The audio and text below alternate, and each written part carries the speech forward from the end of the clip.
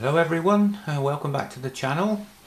Today we're heading in the direction of Chipping Norton in West Oxfordshire to have a look at the old railway, the history of the old railway there. So I've put these maps up. The one on the left's OS obviously and the other one's Google Earth. Red arrows are marking the north and south portals of the tunnel, and I've done the same on the Google Earth map.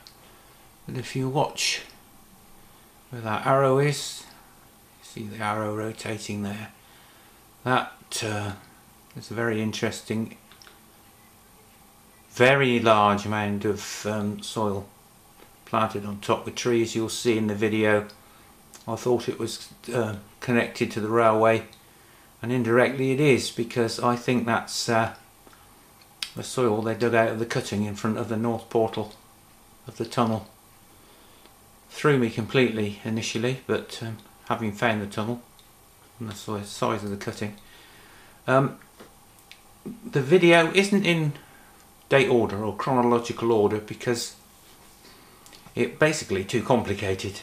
So what I've done is split it into two, into a visit to the tunnels with all the dates and history, etc., and then a visit to the station stroke industrial estate, bit of history of that, some nice photos. It was a bit of a hike, to be honest, to get to the north portal. A very nice walk.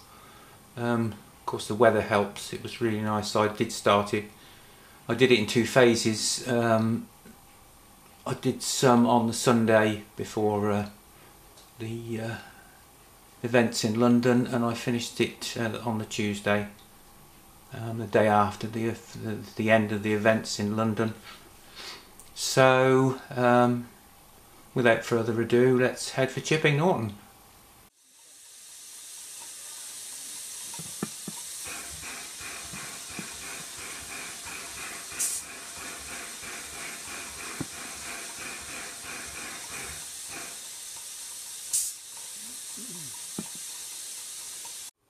The arrival of the railway in Chipping Norton in 1855 can be largely attributed to the efforts of one man, William Bliss. Bliss owned a tweed manufacturing mill, making tweed from locally sourced wool, and Bliss was a bit of an entrepreneur, as was William S. Hitchman, the local brewer, and together they, well, not to put it too finely, badgered the Oxford, Worcester and Wolverhampton Railway Company, who were building a main line between Worcester and Oxford nearby. They badgered them for years to build a branch line to Chipping Norton, starting in 1846, writing letters on the yearly, but the Oxford and Worcester and Wolverhampton were committed to the line between Worcester and Oxford, and it wasn't until 1853, when that line opened, that the Oxford, Worcester and Wolverhampton contractors and engineers were available, and after various discussions with a consortium of businessmen in Chipping Norton, they agreed to build the 4¼ mile line from what was the new Chipping Norton Junction station, now Kingham, into Chipping Norton. A new, what we call budget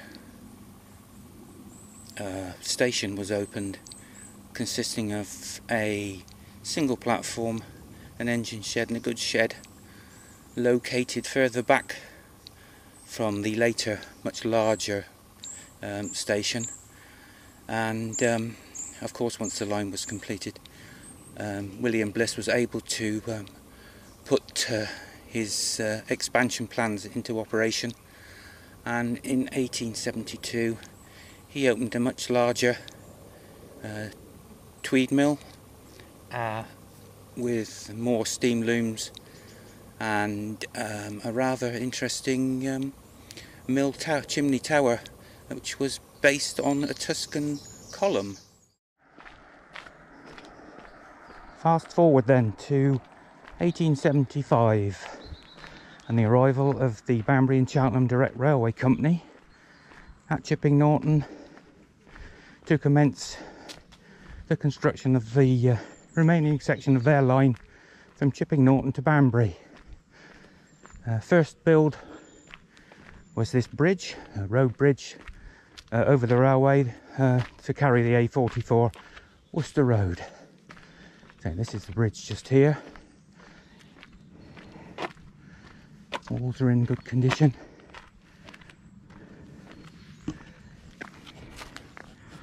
Just hold the camera up. Quite a deep cutting. That's got water in. Again, it was dry during that hot spell. First time I've seen it dry for a very long time.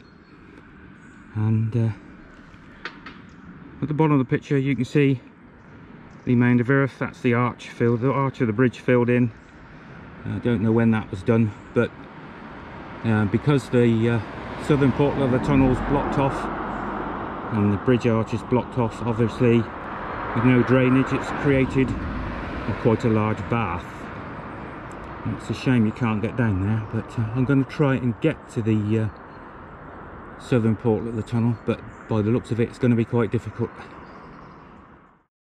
So line construction, as I say, started in 1875, but it came to an abrupt halt in 1887 when the railway company ran into major financial difficulties with the bridge complete but not the tunnel.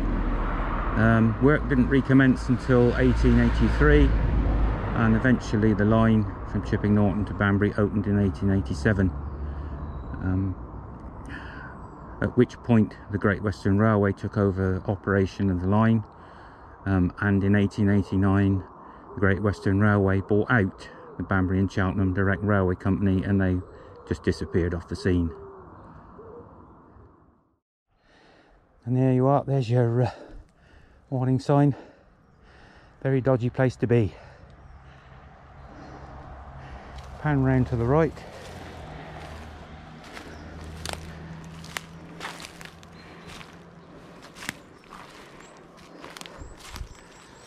And then you can see one side of the railway bridge with the arch filled in.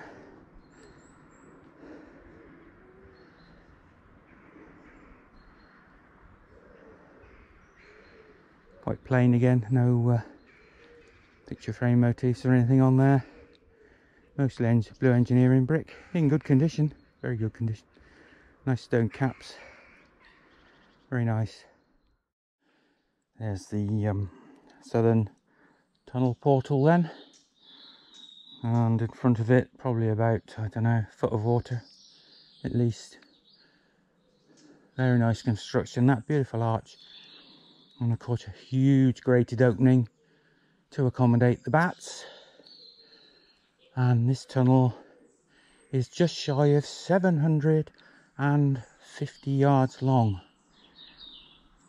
From here it curves away to the left, about halfway up, heading in the direction of Great Rollright, Hook Norton, Bloxham, and ultimately out to King Sutton, where it joins the main line into Banbury.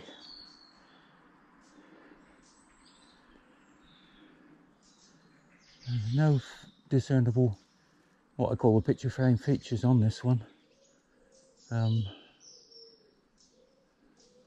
Nice capping stones on the top. You probably can't see those very well, but yeah, I say about 3 months ago I might have got up to that, to the front of that and had a look in, but I haven't got my wellies today, so that's a bit of a no-no.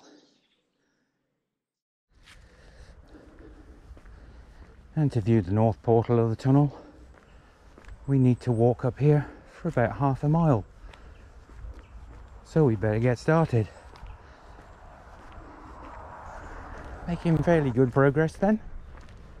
And we're approaching quite an interesting little waypoint. just here. According to the OS map, this is Shakespeare's Way. It's a 146 mile long distance footpath, and it runs from Shakespeare's birthplace in Stratford-upon-Avon, meanders its way all across country, obviously through Chipping Norton, Blade and Oxford I think, and out to London, and specifically Shakespeare's Globe Theatre. And it's alleged to be the route that Shakespeare took when he obviously left Stratford and went for a tour up in London to his Globe Theatre. Marked on the OS map, but absolutely no information on any of these posts to say it's Shakespeare's Way. So if you fancy a 146 mile hike across from west to east, this is the one for you. I think I'd probably want plenty of watering holes on the way. Okay, let's press on then. And here's where we exit the metal road over to our left and head off through the trees. And this is turning into a rather pleasant walk. 9:30 on a Tuesday morning, following the events of yesterday. And I think we're just approaching the industrial estate road here, so sign off for a minute and give you an update shortly. Here we are then. This is the next part of the walk, and we go through this little kissing gate, and our target is that clump of trees you can see just above the gate at the top of the next field. So we'll make our way up there and try and gain access to the railway line.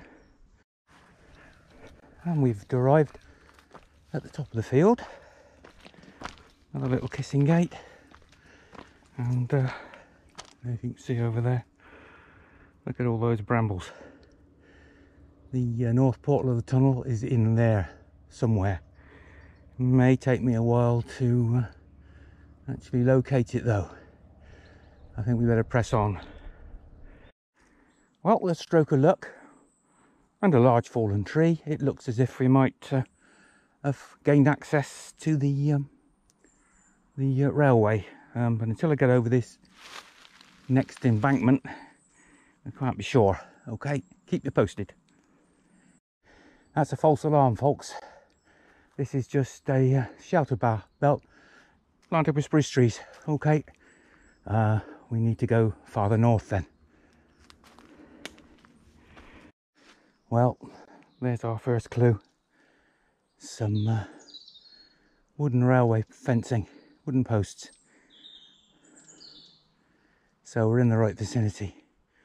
But this one isn't giving up its secrets very easily at all. And just when you think you're not going to find it, all of a sudden it pops up.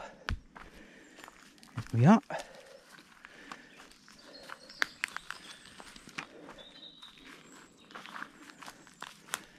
North portal of the Chipping Norton Railway Tunnel. I will see if I can get down there, but from here it looks a bit not quite as underwater as the southern portal, but boggy, I think is the word. I'll just shut down a minute and see if I can get down there.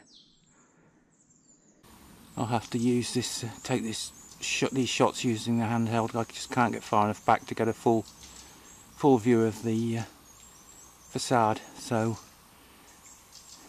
let's take a look at these wonderful features on this bridge, and I'll just pan across slowly. Look at that nice arch.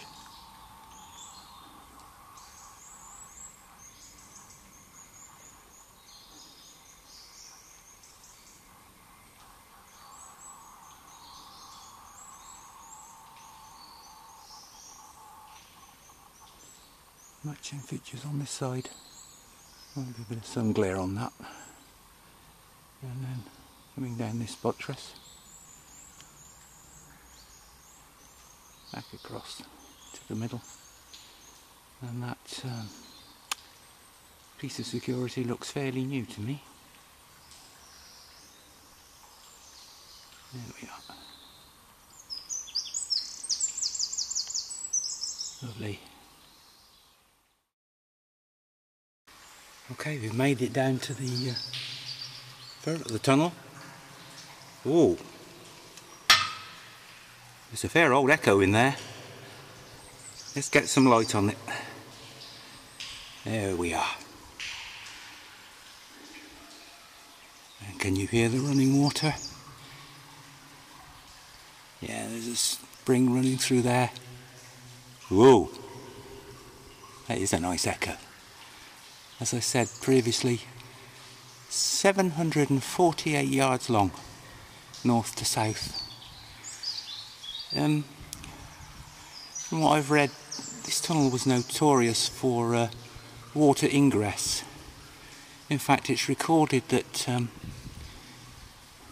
if you're on a train standing out in the open at the back of the guard's van, when you'd travelled from North Portal to South Portal, you'd be absolutely soaking wet. And quite honestly, I can see why. You a bit farther down, look at those calcite deposits on the left. Wow. Yeah, struggled to get to this one, but worth the effort. Very nice.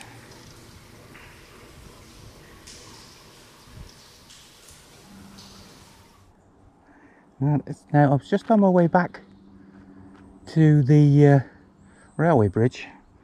I noticed this absolutely enormous mountain of soil, and that was what fooled me somewhat when we went into that copse with all the spruce trees. Now I'm wondering, is that the spoil from the cutting in front of the railway bridge? I wouldn't mind betting it is. Well, well, well. This is the view then of the station site. The station was built in, or opened in 1887, following the completion of the line from Chipping Norton to Banbury. The whole place is now obviously in industrial state. That's the usual way these old railway station sites end up. And so the line construction started in, as I said, in 1875.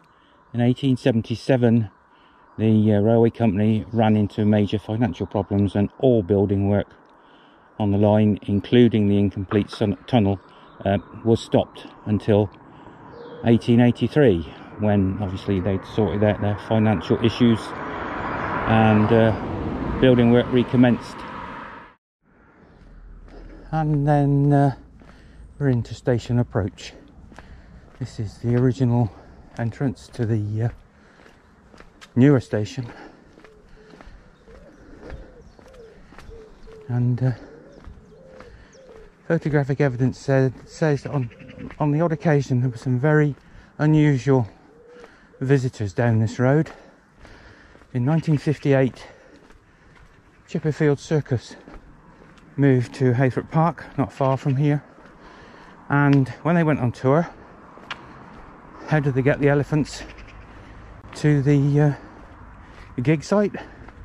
Well, they took them on the railway at Chipping Norton, and they would be paraded trunk to tail down the station approach road, indeed through Chipping Norton High Street as well, loaded into big cattle wagons and transported to wherever the gig was. Most unusual. So this would have been the main station site. Now of course the Travis Perkins Timber and Builders Merchants. Way over in the background you can see Jewson's Builders Merchants, and apparently somewhere in here there is one original building, and that's the stables that housed the railway horses. Much modernised, I suspect. If I do spot it, we'll get some footage of it.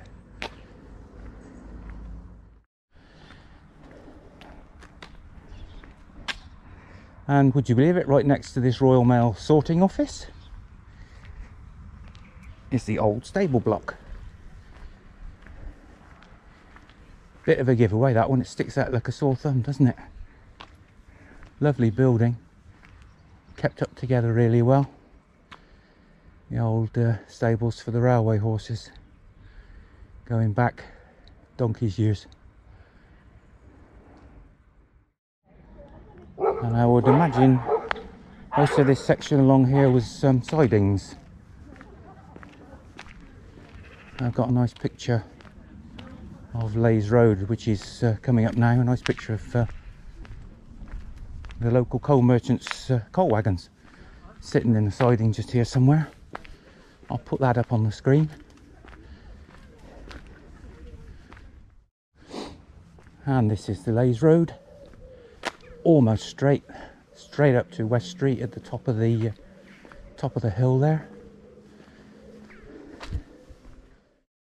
I'm just looking at these two red brick buildings here, which look to me awfully like railway cottages. In fact, I'm pretty sure they are. Don't know what they were for. Railway workers, station staff, perhaps. Have to find out a bit more about those.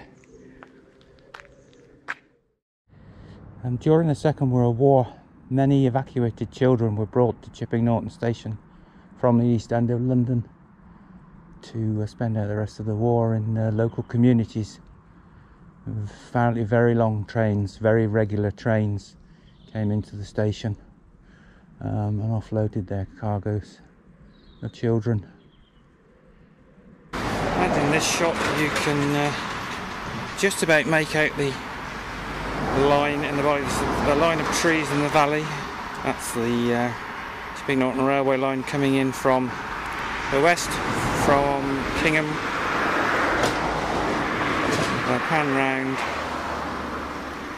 There is the extended version of the Bliss Tweed mill, complete with expansion, more steam powered looms, and the rather splendid Tuscan column styled mill chimney, which opened in 1872, closed in 1980, and soon after converted into luxury flats. And if you've got about £600,000 to spend, you might be able to acquire one.